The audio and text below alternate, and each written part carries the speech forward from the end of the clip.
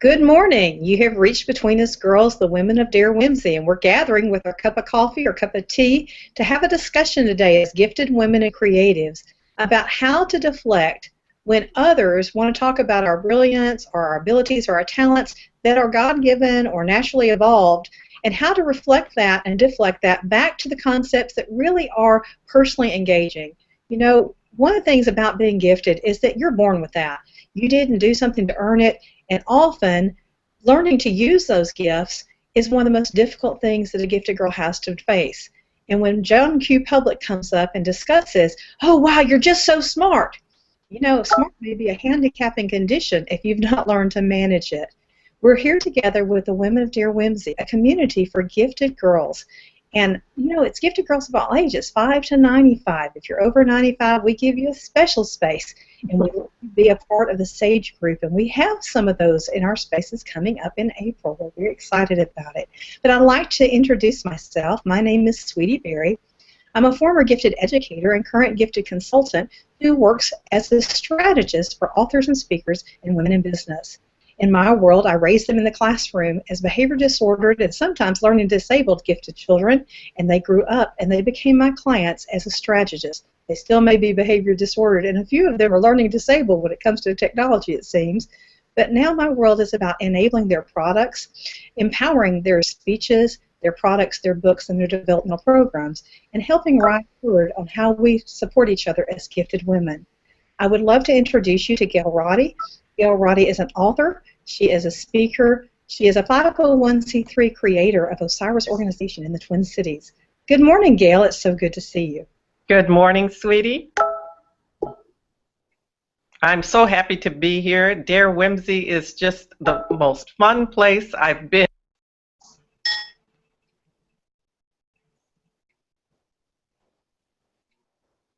Oh my goodness, Gail, we seem to have gotten you on a mute, so let's see what's happening. How's that? It seems much better. Okay, good, good. Yes, I love being here at Dare Whimsy. This is just about the most fun place. It really, truly is. And I'm so grateful to be here with you all.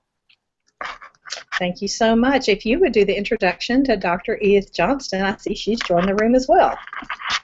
Yes, Edith is here. Welcome, Edith. I know that you work with gifted people as well. I don't know everything about you, but perhaps you could tell us a little bit more. Well, good morning, sweetie. Good morning, Gail. It's good to be here in Dare Whimsy also. It's an opportunity for me to meet up and greet each of you as multi-talented individuals, and then that's part of my specialty is to work with multi-talents that have, shall we say, in many ways been missing in action, not express their gifts wholly and fruitfully and to their own delight.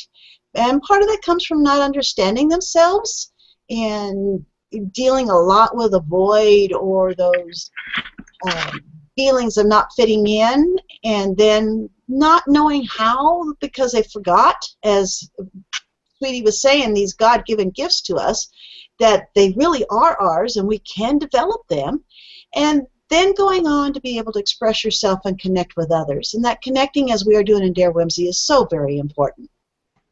Well, that's so true, Edith, that to connect with other people. Are you finding that people come to you, or are you in arenas where gifted people are and you kind of pull them out? I'm curious about that. Well, some of it is actually by accident, and I'm in arenas where they come with different problems. I mean, I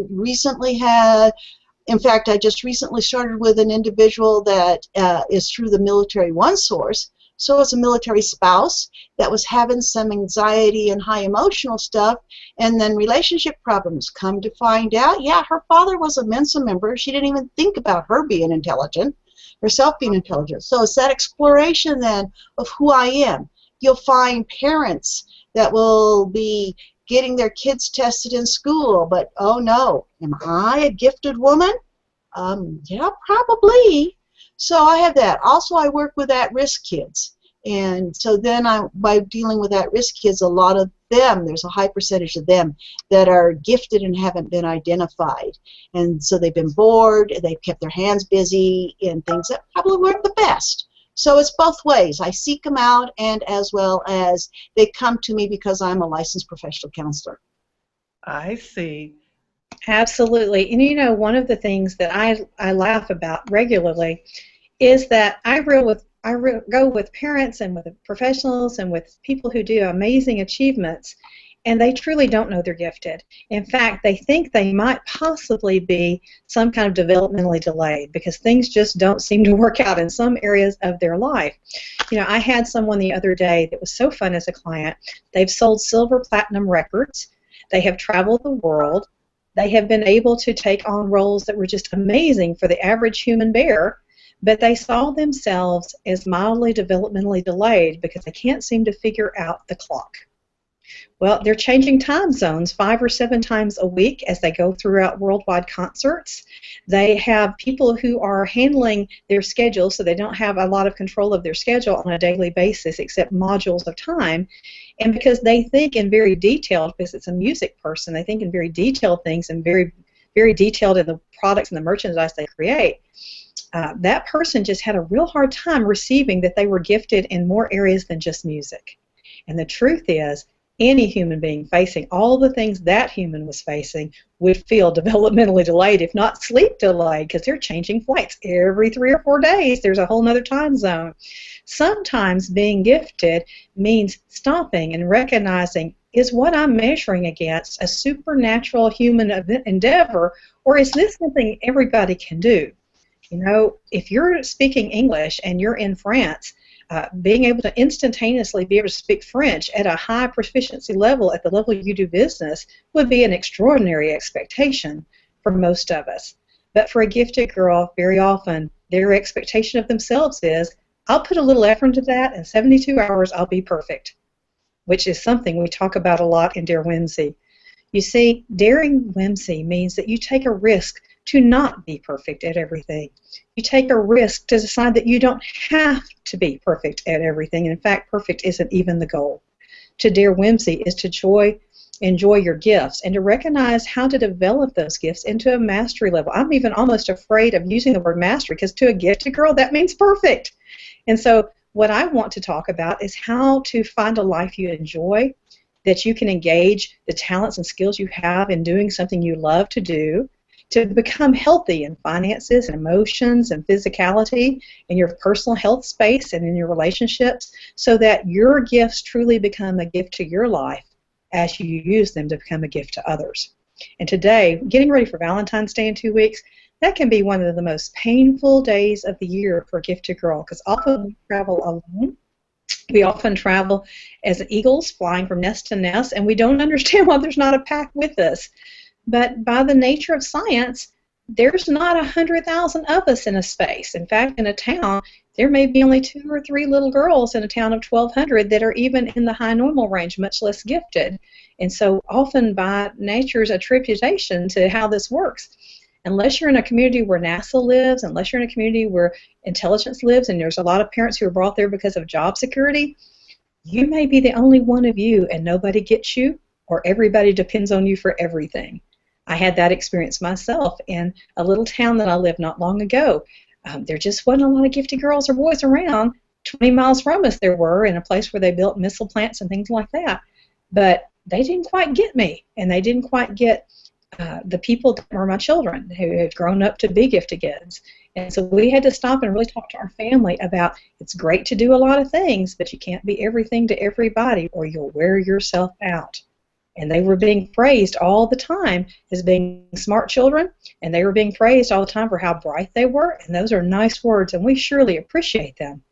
But we really taught a little community, particularly our church community, to start paying attention to the character development, because it doesn't matter how smart you are if you're not nice. It doesn't matter how effective you think if you don't think strong and wise thoughts towards something that's productive for their life. You know, you can be smart to steal a bank too, and that's not the kind of smarts we want to reward in my family. And so part of it is helping children and helping peers particularly to stop worrying about whether the comparison of my brain is the same size as yours or whether yours is the same size as somebody else, but to enlighten what you see as engagement of those gifts.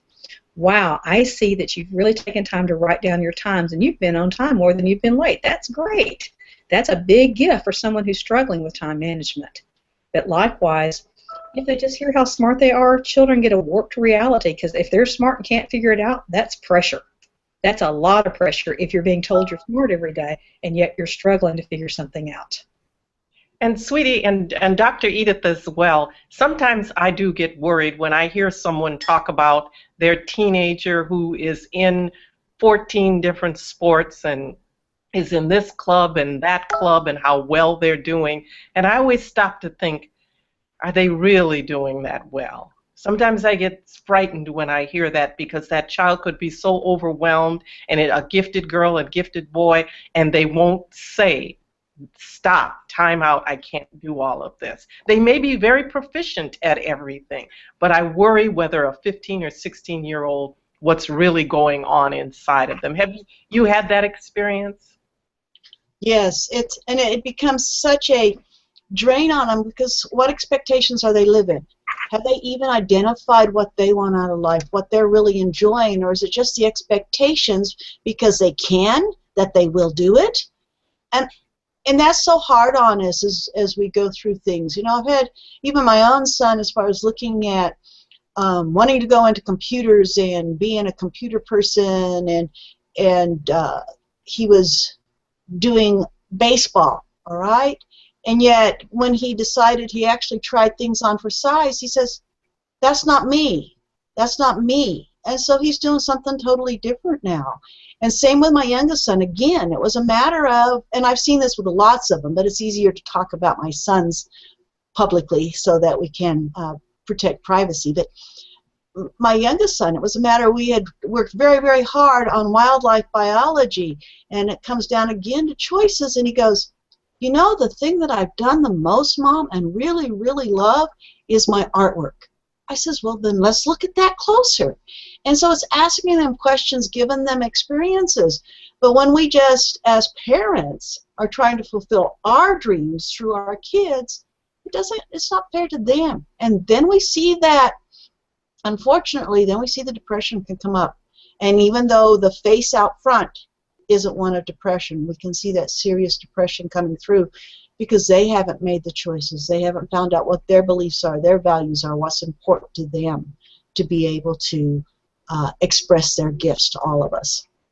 And of course, it's very difficult as an adolescent. I mean, I remember being 15, and I didn't know what to do. You depend on the people around you, your parents, the older generation, to kind of guide you. So you're going to do what they suggest you should do. If you're good at 5 sports and they suggest keep going, it's kind of like your dog will run and run until he's exhausted because he wants to please you. And so adolescence is a tough time to have that going on. But I found out that even as an older woman, I can get into that too, in wanting to do everything that I can do just because I can. That's why something like Dare Whimsy is so wonderful, to have peers, people around you, whether they're younger or older, that can help you navigate that can say, it's okay to say, I can't do this, or I don't know what I'm doing, and this is not going to be perfect. And so I'm just going to get out there and try it, but I'm not going to try it with the notion that if I don't reach level 10 by next week, I might as well not try. That's it exactly, because you see, we all need some boundary training. For me, Dr. Henry Cloud was a revelation, because when I read the book Boundaries, he gave me the reasonings for why boundaries needed to exist. See, as a gifted kid, and particularly from the South, there's a lot of pressing down of the way we behave and how we act, and you have to dress a certain way, and you have to act a certain way, particularly in the 60s when I was a child. But the boundaries training helped me understand that I was really wanting to choose boundaries that would protect myself from over-exhaustion when bad decisions are made, protect myself from overachieving, because not everything needs to be perfect. Sometimes just needs to be good enough. As I became a mother in my 30s, there was a book called A Good Enough Mother, and it released you from being the perfect mother in everything. As it said, the whole goal of being a mother is to make sure you adequately nurture the child so they feel loved, they have enough food and shelter, that they're cared for. But that sounds really rudimentary. till you're with a personality that's used to scoring everything at 100 or better. And if they can't get there, they feel like they fail. Because in their mind, it's all or nothing. Right. See that the girls are finding us now, and that is wonderful because we've had a lot of people missing. You come in to exit yourself from sound, because as you come in, there's a lot of background noise. We're so glad to have Sarah L. Cook, Dr. Martina McGowan, Christian Smith, the author of Green Pretty Back, Gail Roddy, Dr. Edith Johnston, and Miss Bobby, who are here. We're all gifted women. We all have very different lives. And part of the conversation today is hearing each other talk, because the very fact we're in a nest together is a magnificent place to share just how it affects us. You know, there are only two speeds for young gifted girls, and that's go and stop. There seems to be nothing in between. Some of us are hyperdrive like I am. I personally wake up naturally energized every day at 4. I need about 5 hours sleep to be my best optimum. And you know, that's just scary for a lot of people, because I'm just as energized at 10 p.m. at night as I am at 4 a.m. in the morning if I've held boundaries on what I'm doing. Now, if I've run 6 marathons, 2 races, done an event, chimed out to 4 or 5 appointments, I'm going to overdo, and when you do that, you get exhausted. And we all know that when we're exhausted, our decision-making capabilities become very thwarted. We sometimes forget to eat. We sometimes forget to put in self-protection practices. We sometimes forget that we matter too as much as everyone else. I'm an intuitive, and that means that naturally I just kind of know some stuff about how people are feeling, and I kind of receive all of those feelings that other people are having.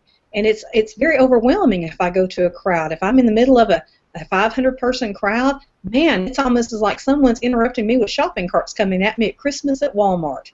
And so I don't want to be in that space a lot because I can't turn off the filter.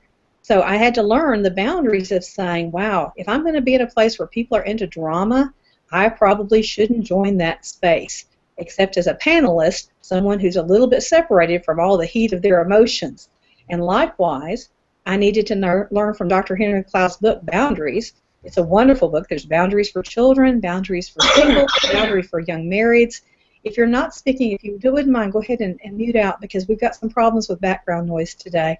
But if you have boundaries in your life, you're defining where your safety net is.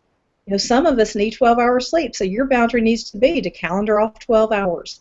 Sometimes you need solitude. I know personally, everybody who travels with me knows that if I'm in the hotel room, I'm going to ask you to turn off the television, and I'm going to ask you to put your headphones on, because I need solitude the first couple of hours of the day when I'm ready to do calendaring and to check in to make sure all the appointments I deal with are okay.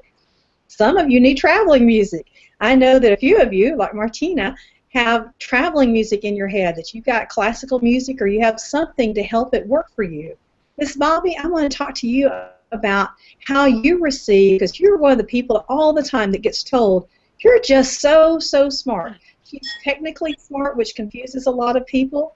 She is absolutely creatively smart, and she can whip a recipe into anything you want it to be, so she's mechanically smart in the kitchen as well. This is Miss Bobby, who is not only a professional clown, which is a way fun job to have, she's a children's minister. She's a writer of children's books that we hope are going to be published this year, as she allows us to do it publicly. And we're looking forward to knowing how she handles when people just say, oh, Miss Bobby, you're so smart. I've had a lot of trouble in the past with accepting that. I don't feel like that I'm smart. I don't feel that I can do all the things that I hear people say I can do. But I'm learning to just say thank you and move on, which is kind of difficult if you don't feel like you're adequate, or if you don't feel that what they're saying is actually the way that it is. So is that what you want? Absolutely. You know, our self-judgments are tough. And I tell you what, there's no better person in that space than Sarah L. Cook, because she languages not only to her direct selling team, but to the Raising CEO Kids audience, her audience of young entrepreneurs who actuate selling products and their ideas and their creators. And she has interviewed over 124 of them and written a book called Raising CEO Kids.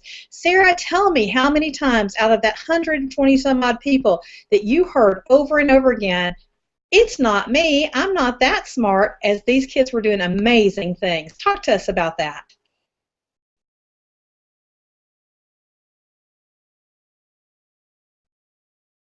Just a moment. We've got a sound problem with you, Sarah. We need to make sure that that we've got you in space where you can be heard. I think we can hear you now. Go for it. Well, I didn't keep an exact number, but we heard it a lot, and sometimes it was actually from the parents who were in awe that their children could do so many things. So it taught me a lesson, and it taught my husband a lesson as well, that we needed to embrace the gifts that our children were showing, and that we needed to support them. And part of that support was acknowledging and affirming them even when we were in disbelief ourselves, because sometimes it's hard to raise a gifted child when you're not only acknowledging them for their giftedness, but when you're also trying to acknowledge yourself for your own giftedness and be okay with your own giftedness. So it was a journey for the parents as well as for the children to affirm each other and to grow together, as well as to acknowledge that giftedness and to acknowledge the steps that they were taking to investigate and experiment and put their products and their resources and their services into the marketplace, the global marketplace. Absolutely. Kristen Smith, who wrote Bring Pretty Back, is someone that I just love to listen to because she helps people learn how to do small things. She's in Nashville, Tennessee today with me in a different location.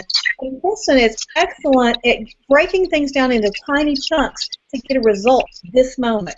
You know, so many of the projects we take on as gifted women are long-term projects. They are not a this time of day celebration. And so many of them have tags that you have to celebrate 180 days down the road. Kristen has this gift of saying, oh no, fun is for today, laughter is for today. We're going to receive those compliments and we're going to flip them on our ear and somehow today celebrate that accomplishment. Whether that accomplishment be brushing your teeth when you don't have time for that, whether it's chunking onto your highlighted calendar, she chunks down big things into manageable pieces. Kristen, would you share about how you know, as a gifted woman, how strange it is for people to tell you how gifted you are when you feel inadequate, and how have you reflected that, flipped it on its ear, and owned it?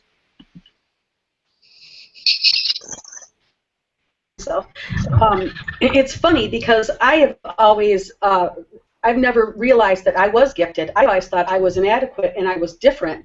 So now with this group, I'm realizing that I am normal for me because you're like me. So it's been beyond amazing to just to connect with you, because I never realized that they were gifts until I met you, sweetie, and now the group. So you're right. These are the little things that I do, and I realize that they're important little things to do and then to share with others. But they're tiny things, and then little tiny things add up to a pretty life. So I think that as gifted women, I know myself. I look at it as Sweetie has told me many times, I'm an all or nothing, and I do that a lot, so I'm really trying to work on that. So the little things that I can do, like you or breaking things down small so they're manageable for me because I do get overwhelmed, then you know, there are some amazing things that go with that concept, that if it's easy, it's not of value. If it creates ease in your life, you're somehow cheating as a gifted girl. Yes. One of my favorite stories is that gifted girls have several games they play, kind of like divorce recovery or kind of like pregnancy. There's some predictable things about being a gifted girl. And one of them is that all of us, I think, will raise our hands and say thumbs up. How many of you get bored easily? Thumbs up. Everybody across. Put it near your face so they can see it. Get bored easily. Oh. You see that, girls? Do you see that all of us have an issue with getting bored easily? Thumbs down a minute. I want to show our young audience members something very quickly because they think this is a young girl problem and not a gifted girl problem. How many of you are happier when you can change subjects pretty quickly instead of staying on one subject for 8 hours at a time? I need to change subjects several times a day to change my energy level, to change my excitement level, to get my settle level in. That's not a problem. That's a symptom of your big brain trying to do a lot of things and keeping it entertained. How many of you somehow feel like you're cheating if something's easy for you? Now, see, not everybody owns that one. Not everybody has that feeling. But in my world in the South, I was taught that if you can do, you should do. And I think Dr. Edith would be the first one to nod her head yes, that that's a problem in thinking. Because if you think that if you can do something, you should do it, the guilt you self-impose on that is going to cost you like crazy. And the guilt that that brings to your world when you can't do everything for everybody all the time, in the South we call that a pleasing personality. That one's going to get you in trouble because you're going to be worn out, frustrated, and resent people before it's over. Lucy, I would love for you to help us understand. Lucy's a biblical counselor, and I would love for Lucy to help us understand that when we are praising someone, when we are giving laud and honor for being gifted, what are some healthier ways as a counselor we can say it to a gifted girl who is trying to develop character and morals and boundaries in her life? How can we encourage and say nice things to them without it being about this, this genetic thing God gave us of being bright?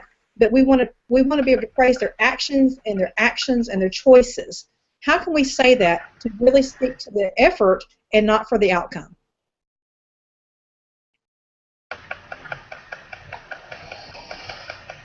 Oh my goodness, Lucy, we got another problem. Last week Lucy's sound was a chipmunk. Today it sounds like it's a rowing machine. It's just not working well. We may put you on a telephone to do these things because we're having problems with it. I'm going to flip that question over to Martina. Martina, same thing. If you have a granddaughter that's very, very bright, and she's very because she has genetics from you and her mother and her dad, and we want to know how it is that we can encourage them and enliven them with words that empower them without just batting down, oh, you're so smart.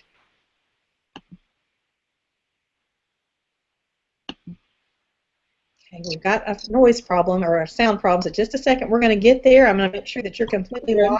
Yeah, there you go. Now we've got you. It's like most things in life, it's balance. And it's interesting seeing some of those same gifts come through in Yara, who's 4 years old. Because you want to uplift them, but you also don't want them to turn into a wise ass or for their ego stroke.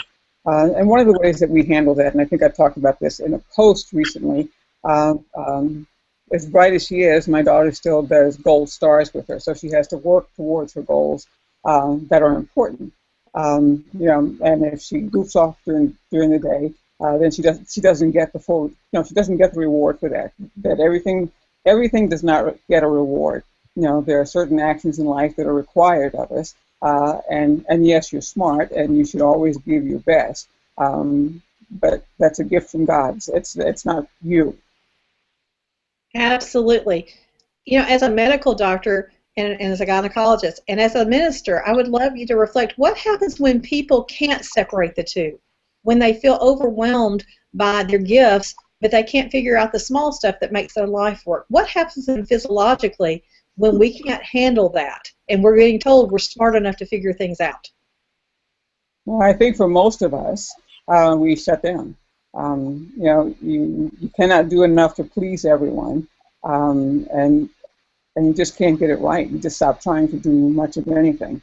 And it's like Bobby said earlier, if you don't think that you're smart, you don't really embrace that, then you're not going to be that ultimately.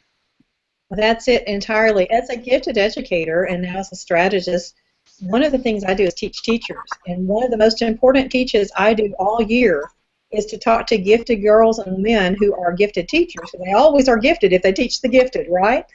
It is to help them understand, like Michael Hyatt does in Your Best Year Ever, what are you willing to take responsibility for to improve your life this year, this semester, this week, and this day? I'm on some self-improvement things, but I have to be gentle because I personally want to fix it all at once, 24 hours a day, and tomorrow be finished. I'm in a hurry to get stuff done. But new habits take 21 days. And when we take one habit at a time or a maximum load of 7 over a 6-month period, we really start seeing effective progress. And I really want to work towards effective solutions, not the fastest ones. We were talking earlier today, Mrs. Roddy and I, Gail Roddy, were on the phone earlier today, and we were talking about a mutual friend of ours who put a tremendous amount of pressure on me back in October to consider giving up Diet Cokes and Tabs and things that had additives in it.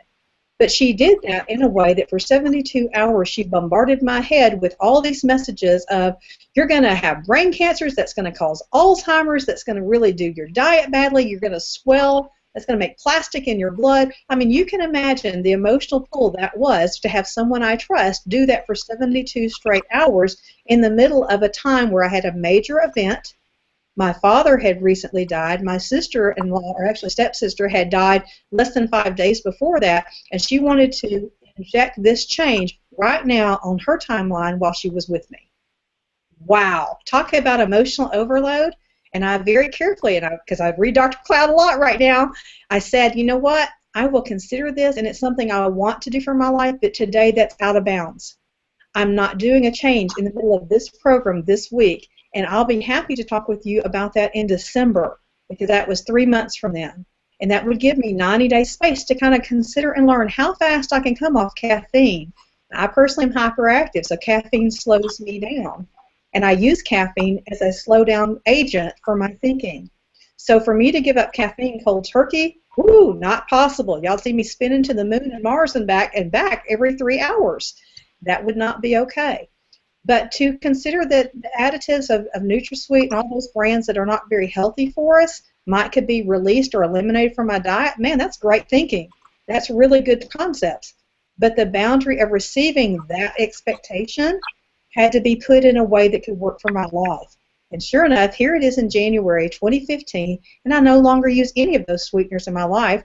Her emotion was out of place that day for me. Her concept of wanting to protect me from bad things for my body, a heartfelt thing. But to call a boundary on that encouragement, and in her case, really bombarding encouragement, do it today, you're going to what XYZ, needed to be weighed against a 90-day boundary of how can I do this effectively when I don't have an event, so if there's fallout, it won't cause my business to crash. Okay? That compliment of you're too smart to drink that stuff, which was meant as a compliment, it truly was appropriate but inappropriate in the timing and the fitting. Now, we're all happy to say that I'm not drinking things like NutraSweet anymore. I think every one of us recognized the value of the health of that. But making it fit your life had to be something that was measured carefully so we didn't have fallout from it. Sometimes we engage people as children, and I mean children of all ages, whether we're in a 5-year-old's head or whether we're a 45-year-old who's in a 5-year-old position from damage done. But we engage people as though our timeline is theirs, when truly they're in unawareness. Okay? I had not considered that I chose diet drinks because of the sugar when I first chose them. You see, as a young child, trying not to drink sugar all the time, which was thought to cause hyperactivity, they avoided sugar with me like the plague because I was already naturally high energy. So they put me on diet sodas at age 3, trying to get me slowed down some. Well, it turns out it doesn't work. Sugar doesn't speed me up. But if I don't have caffeine, man, I'm running on rails all day. Okay? So now at age 50, that's, count them, 47 years later, we figured out that if I eat high protein and drink caffeine naturals, no sugar added or no artificial added, it helps slow me down in a comfortable way that's healthy for me. How many of you need a comfortable way that's healthy for you to receive a compliment so that you can own that you really are using your gifts well and being a good steward of yourself? Bobby, I'm going to pop it back to you because I know that you've come up with a few times lately of how you're receiving a compliment and turning it to a space that you're congratulating yourself. Would you share those with us? Can you hear me? Yes. Okay. Lately, I have actually, well, like I shared in the Dare Whimsy group, I've shared some of my poetry before, and sometimes people said it was good, and sometimes people didn't, so I only listened to the people who said that it wasn't good, and I didn't listen to the people who said it was. And so I put it away. I wrote all those in 2003, and I put them away. And I don't really look at them anymore. And so the other day, I just kind of felt like it was time to dig them back out and then to share them in Dare Whimsy. And I did, and now I'm choosing to listen to the positive rather than the negative. And I'm choosing to share with people that I know have positive attitudes rather than those who are going to, that I know are going to be negative. There are certain people that are in my life that I can say, you know, I just won the lottery and I have $2 billion and I'm going to buy you a brand new house. And they will find something negative in that. So I'm choosing the positive rather than the negative now. You know, I love that because our choosing is a choice.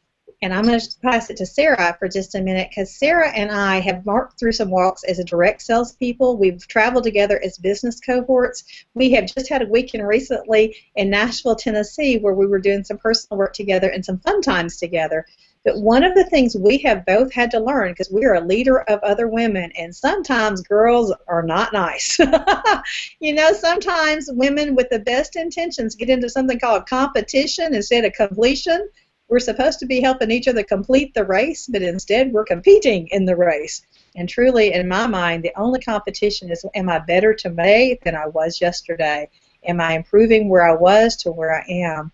And Sarah has such a beautiful spirit, and because she works with so many young entrepreneurs and young business women, or women in business, they're not always young. Sometimes they're 70 or 80, but she helps beginners in business develop their systems, and she's so efficient at creating creative ways to carve out time. Now, Sarah has a family of her own. She's not just a good-looking thing that sits there on a shelf all day and paints her fingernails. She owns 2 or 3 businesses. She's the mom of 3. She teaches at a seminary. She's a book author, as well as she owns a major direct sales team and drives a free car. So we know this gal is an achiever, but we also know she's had to learn the hard way how to do self-care. And part of that's verbal self-care, because as she will share with you, working with women of all ability levels makes us realize that we are awfully too hard on ourselves. And when we get specific and start measuring our own progress, it sure is a lot more comfortable than when we measure competition progress. Sarah, would you share with us about that? Well, am I unmuted? You're good. Okay, good. One of the things that I love to do that affirms me is to write down the things I'm grateful for, and then I also love to write down the things I've done well. I have a practice called Mirror Talk, and I encourage other people to do it, and I did this for over a year and a half before I started really feeling better, and it was to wake up in the morning and say, dang, you're good looking, and just affirm that, you know, to look myself straight in the eyes and to tell myself that I was enough, that I was beautiful, that I was fabulous, that, you know, all those things that I didn't feel like I was hearing from others and maybe I didn't hear growing up, I started saying them to myself. And as I learned to say those things to myself, I was able to start saying them more authentically to other people, because we often mirror to other people who we are inside. And often people are a mirror to us of what we see in ourselves. And so as I started affirming myself personally, I was able to see more authentically other people. And I was also able to see them in a way that they are their higher self, if you will, like to really see their authentic self. And it grew not only myself personally, but also grew my relationships as I was able to affirm people at their core because I was affirming myself. I love that, Sarah. One of my favorite things, you know, I am kind of sent in as a zero man sometimes, and what I mean by that is someone's over their head. Someone is facing something amazing, like they wrote a book and suddenly it hit the bestseller chart, and a company may hire me to come in and do something between Nanny McPhee, Mary Poppins, and a Queen Mother role in their life. I may help them just be protected from the things that come at you when you suddenly get popular or you suddenly have a lot of people watching your life. It may be that I have a little more time and we know that they're in development, and a company may hire me 18 months before that thing hits because we know it's coming, and we have a little more time to do some system strategy and some beautiful things that make it happen. But often what happens is people are out of spaces with themselves. In other words, things are out of balance. And I have to go in personally and say, you know what, you're amazing, and you're amazing, and you're amazing, and the things that they're amazing at. And then we have to start identifying where the stressors are and solve them one at a time. Notice the key word is solve them one at a time.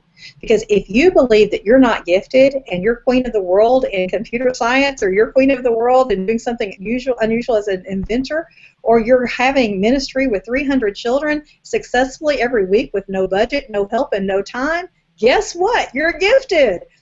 If you are able to assimilate and see someone made up a certain way on YouTube, and you can turn around and teach your team and your group how to do that in your own recording, you're gifted.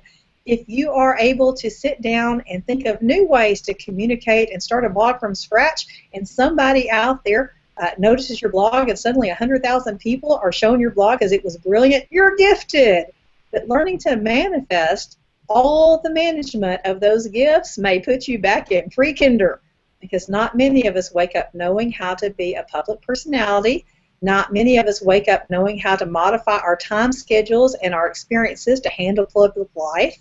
And I promise you, from being a strategist with every single person on this panel at some point, no one wakes up knowing how to use WordPress. No one wakes up knowing how to use MailChimp or My Emma. No one wakes up saying, gee, let's do a photo shot today in a one-take camera commercial for a television program, and by the way, let's do it while we're managing the rest of our life. It's just not something that happens. So gifted girls may assimilate quickly, but sometimes when we assimilate quickly and we're receiving all those compliments about, wow, you're this or wow, you're that, balls may drop. I had one yesterday. Let me tell you what this girl did. My eyes were tired, and I was very, very worn out. And those of you who follow me on Facebook, you watched me leave southern Arkansas to go to Little Rock, to Memphis, then to Nashville. And somehow Missouri got in the way because I forgot that when someone else is driving me, they need a Garmin or a TomTom. I assume everybody else can do that naturally because it's an area I struggle with in directionality. And I don't think anyone else struggles with directions. And it turns out my driver that day, she not only struggled, she's as bad at directions as I am. And we ended up on a 500-mile hiatus to Missouri. We almost ended up in St. Louis. In fact, we even had a police escort. We were so lost, he took us back to the road. And we laughed all the way there. But we could only laugh because we were together. Had we been separate, had we been on our own, lost, we would have been on the verbal, emotional beat-up of, oh my gosh, you're so silly, you're so not adequate, you're so whatever. And in this case, we're not any of those so whatevers except silly for feeling bad about not using a machine called a Garmin or a TomTom or AT&T Navigator. In fact, we had AT&T Navigator on, but we were in the deep south, and sometimes those trees block the signal. So you know what? Community like Dare Whimsy, a community for creative and bright women, matter more than you know, because then we can laugh about things and share secrets of how to get through them instead of feeling isolated and shot down in isolation. I would love to welcome Lucy back in. Lucy's a biblical counselor. She is also the mom of children who are gifted, as well as she has been an author herself and is writing a new ebook just this week. She's coming to Arkansas soon to write another one. I'm excited about it. Lucy, let's see if we can get your sound up right. All right, hang on. We're almost there, and I've got one more thing to turn off for you. Let's see if that cures the problem. Lucy, I think you're up. Do I sound like a chipmunk? No, you're a human this week. It was so fun to have you. Yeah, when you were talking about having to learn stuff, well, I was listening. I'm running into all different places in my computer, checking all my settings to see what is the problem, and I'm just so thankful. You know, just from all that I've learned from Sweetie and from other different people in my life who've helped me know how to understand some of this technology. You know, we who are over, I don't know, baby boomers and beyond, we are immigrants when it comes to technology. So our kids, you know, they don't think they're gifted in understanding all that stuff, but I just hand something over to one of my son, and I'm like, you know, turn this into a movie. He's like, sure. Something that would take me forever to figure out, he can just know. But yeah, yes, I'm working on a couple ebooks. I always have a lot of ideas running through my head all the time. Lots of times I start things and then I stop them, either because it doesn't seem like it's working out, or because I saw the bunny run over here. I gotta go chase that bunny. Seriously. We call it shiny object syndrome, don't we? yeah. I used to be, was a Kristen who breaks things down into little bits. Yes. I used to do that very well, but now there's so many inputs that I have to be very careful with my time. And very careful, you know, you spoke of what we say to ourselves. Very careful what I say to myself. That it's like, oh, you're a screw up. Well, no, I'm not a screw up. I'm learning this, whatever this is. So right now, one of the ebooks it's been on my list to do. I thought, like, today I'm going to write it. And sure, I might not complete it, but I'll get the basics down. And I don't have a title. Before, not having a title was a stumbling block for me. It was always important to have the title. I don't know why. It just was. I think it helped my brain wrap around what I was going to do. And that all matters. So let me interrupt you a minute, Lucy. Guys, it's allowed to be whoever you learn. You know, Lucy is wonderful in my life about saying, slow down, do what you need to do, go play a while. And we need people who say that to us. We also need people who affirm in us what we do well, which she also does extremely well with me and as well as her other clients and counseling clients. One of the things that sometimes gifted girls do, and I'm going to quick interject this and jump out again because I need to let somebody else speak, is that we think that we're told the solution set, but it's not quite tweaked for us. Let me give you an example. I work very well if I can see something. In fact, if you're on my desk, you will see that I have a sheet of paper posted it usually to my computer and usually on my planner, and it has a 1, 2, 3 of what I'm supposed to do. And as long as I have that in front of me, I can track what I'm doing to completion. But one of the problems I have is when I'm traveling, if there's a lot of people handling my things, if there are a lot of people handling my suitcases to luggage to planes to trains and automobiles like I travel, if I don't see that, I'm visually out of sync with my time schedule because I'm a visual learner. And I have to touch it and see it and move it and mark lines through it when it's done. So it's very important to me to keep, on a day like today, I have an event here going on with 300 people, and I've got a lot of balls in the air today while we're doing Dare Whimsy. But I need that line to be on a big poster on my desk that has everything for the time schedule down because I don't need to look down at a little book. I need to see it on the wall. Some of you need a whiteboard in front of you to know what your next thing is for work. Some of you need a whiteboard split into 3 sections: personal, family life, professional life, appointment, professional speaking life, and you need it visually. Others of you need it literally on a calendar that dings because you need a tone to remind yourself 15 minutes before you're supposed to be somewhere, pick up your purse and go. You need a tone. You need to hear it. Some of you have hotel people calling you 50 times a day because you need to be reminded to be on time when you're at an event, and there's nothing wrong with that. That's the way we learn. That's the way we function. Gail Roddy, let me tell you, Gail Roddy likes me to have things in my calendar. She likes to know it 6 weeks out. She likes to tweak that schedule into perfect polish, edit that baby till it looks like it's from a grammarian, and Miss Bobby and she double-check the grammar. And I'm the girl who puts all the flour, meaning you're the honey. And so you have to in a way that the people can function. And yet you first have to communicate in a way that you can function because it's like oxygen. You first, then others. First you function well, then you teach others to function with you. And too many times gifted women start with functioning with others before they even know how to function themselves. And that's where this complements our topic today comes in important. If we're only saying and only hearing, oh, that's so easy for you, can't you just this? That's so easy for you, can't you just ABC is a plug salesmanship NLP redirect for you to do something instead of somebody else, and the container is easy. Just because something's easy doesn't mean it's your job to do. What I mean by NLP is neuro-linguistic practice. Okay, it's positioning. If someone says something's easy for you, that may be a compliment, or it may be a salesmanship tool to make you take ownership of it. And Sarah Kell Cook is the best in the world at saying, that's not my job. Let me get my assistant, or let me get you an assistant to take care of that. I just love that. Sometimes, as Ms. Bobby says in her comments, that's absolutely how she gets jobs, because when they say, it's so easy for you, it rings a ding, ding, ding, ding, ding, ding, ding in her head of, oh man, that is easy for me. I'm going to teach a class and make some money.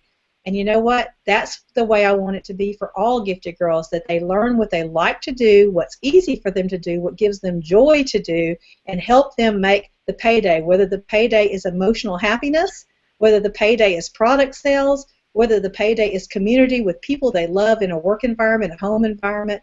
Whatever your payday is, I want you to have more of them, and I want to celebrate that we own them. Lucy, you are like the best payday ever as a friend, because you do it on so many planes, and at the same time, you're so respectful of your needs when you do have them. I thank and appreciate you for that. That is like the best. Thank I you. want to pop to Ashley. I think Ashley's only going to listen to us today. I don't think she can run video, but I'm going to try and pop it to her. We may not be able to because she may not be able to be heard, but I'm going to pop it to Ashley because Ashley is an artist, and she's the kind of artist that creates purses and all kinds of wall art and beautiful portraits. So people tend to come at her all the time with compliments and say things like, oh, this would be so easy for you to create a header or whatever, 2 to 3 seconds of your time. And she's had to learn to navigate how to take the compliment and return the boundary of, but I do this for a living, how can we work together? Because it's not just her job to do it because it's easy for her. It's her job to do it if they engage her as a business. In a minute. Can you hear me? I can hear you. Wonderful. Great. Would you Good speak for a morning, couple of minutes everyone. on what it's like to have? Good morning. It's a challenge when there are people who are so lovely, and in their momentum, it's easy sometimes to forget that even though art or graphics or illustration comes easy to me, that this is my business, and that they'll say, oh, you want to just do something for fun? And if I'm doing it for someone else, I put business mode on. I'm ready to get paid for it. And I do give a lot of service for free, and I think that that's an aspect of my life that definitely needs great strength in transitioning into, oh, I'd love to, and even at a reduced rate, offer that service.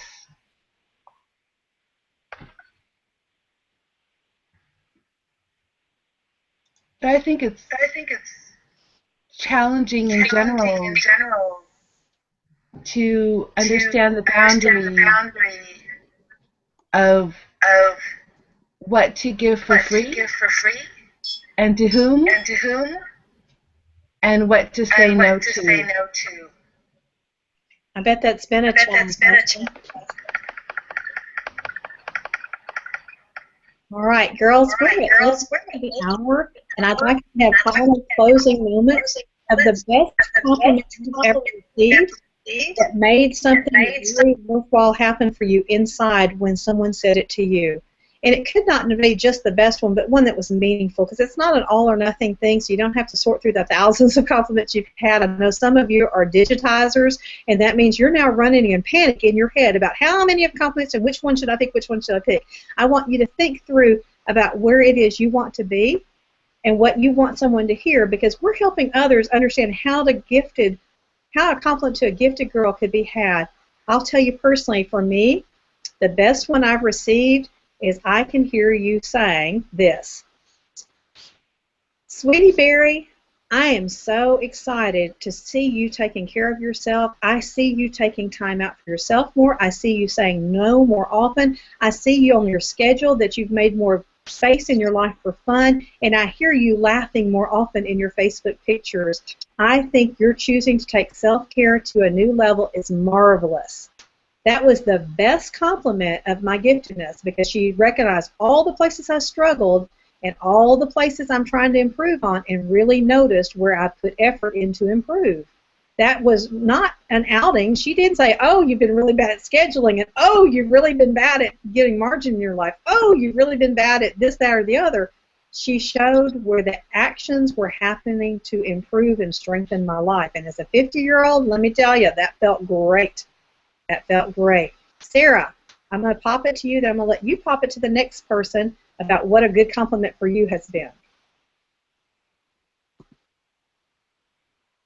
A good compliment for me has been to, gosh, I'm trying to think of one specific. You were exactly right when you said some of you are digitizing to determine what's the best compliment. But when I receive a compliment that affirms that I have taught well and that my message was received well and that the people that I was delivering to or that I was involved with were edified and uplifted, that is the best compliment for me. I appreciate that when I teach, it is received and it's edifying and uplifting, and so I love hearing that. And I'm going to go ahead and pop it to Bobby. Hi. I think I'm kind of better with nonverbal. Sarah was talking about teaching. When I'm teaching and that light bulb goes on and I see it, that's really affirming to me. But if I have to do a verbal one, it would be when people say, "I'm proud of you for," and then fill in the blank on that. And I'm going to pop it over to Martina. You guys are doing that so good today. I'm impressed. Well, mine also. Can you hear me? Yes. Mine also involves teaching. I teach Sunday school as well as doing some other ministerial stuff, and one of the Sunday school lessons that I taught, our then 95-year-old pastor said, well, that was so good and so uplifting. I want you to do that this morning instead of my sermon. And again, that was about teaching and people receiving the gift and not taking it for granted. I'll give it to Ika.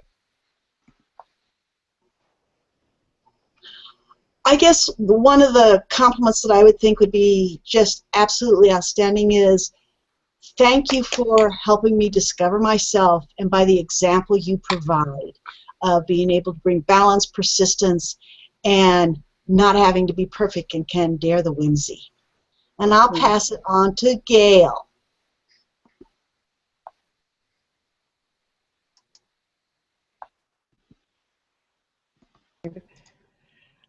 I kind of would go with what Edith said.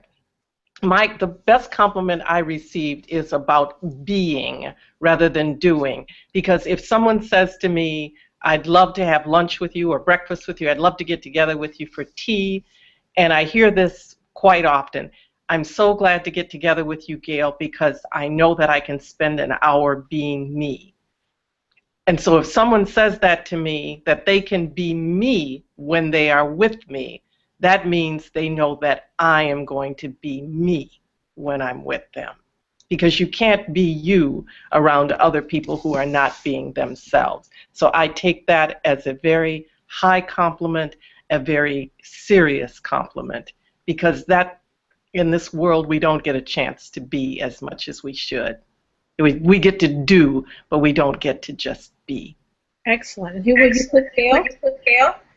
I'll go to, let's see, Bobby looks like everybody. We haven't heard from Lucy, have we? No, let's hear from Lisa.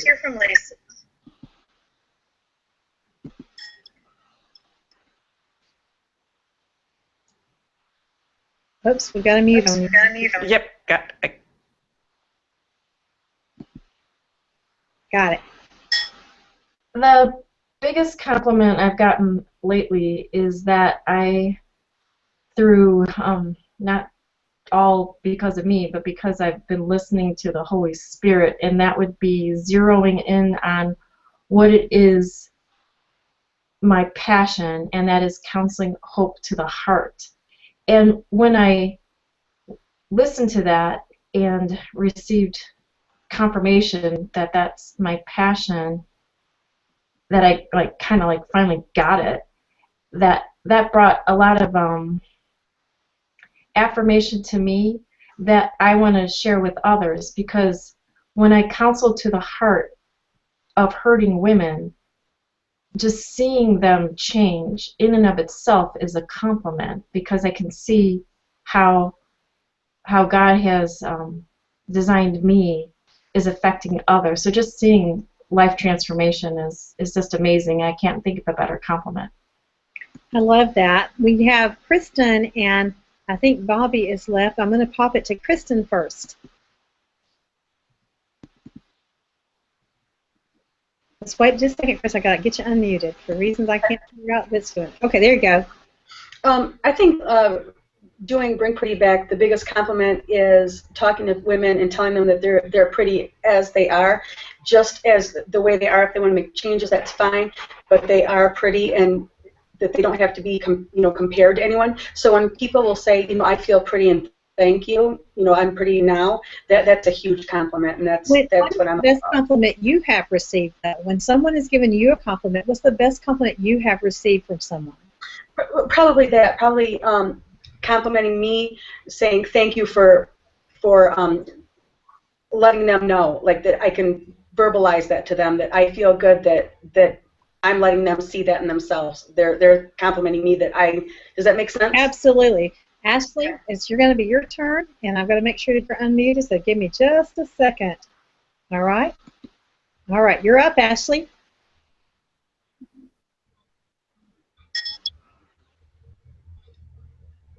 Ashley is having trouble. She's out in California today, and we're having difficulty getting her in. I know for Ashley, she gave me some information in the chat room, and you know, her best compliment is when people see her, when they really can see past what she can do, and they see her true gifts as an artist, her desire to make in visual or 3D form someone's imagination come alive, and they recognize how much tender care that she takes to make sure that she's hearing and affirming in a 3D creation what you imagine.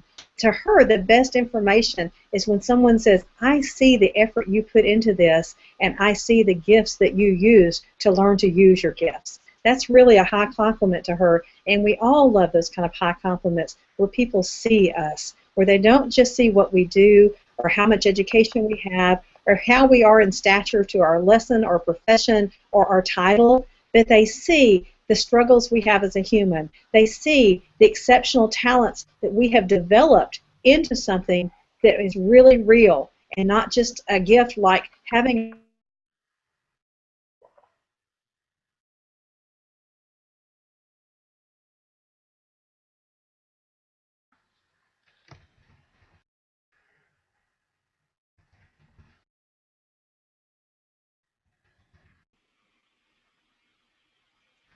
Looks like we lost.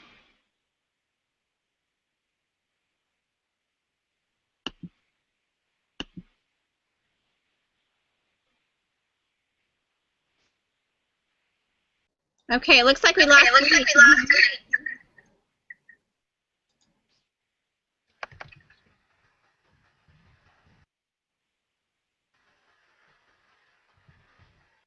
Thank you all for sharing so many fabulous resources as far as accepting compliments and giving compliments. I've really learned a lot from each of you and appreciate that we all worked so hard together to get everybody on. It was Kristen and Bobby and I and Martina over in another little corner hangout, and so thank you all for being so patient that we got back on together and that we got Ashley in here, and I appreciate that everybody found the resources for being together on a Wednesday morning. I know we all have lots of places to be, but it warms my heart to see us all coming together, and I know Kristen shared that it's a safe place, and I think all of us feel that Sweetie has created a place that is a safe haven for us to share our gifts and to accept the compliments as we receive them, as well as to stretch ourselves. I know we're all learning, probably thumbs up from all of us that we're learning and growing and